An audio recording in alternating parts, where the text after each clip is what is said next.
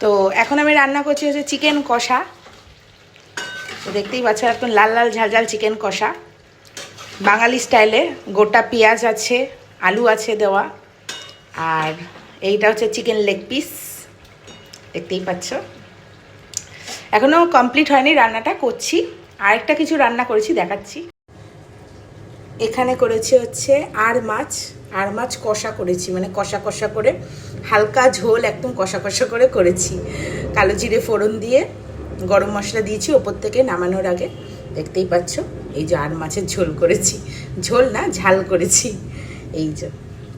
আর তোমরা জানো আমার রান্নাটা খুব শখের জিনিস একটা, তা আমি মাঝে মাঝেই রান্না করতে আসি এখন।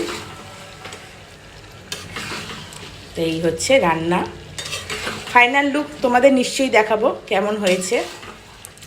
তো অবশ্যই বলো কেমন হয়েছে রান্নাটা, ঠিক আছে।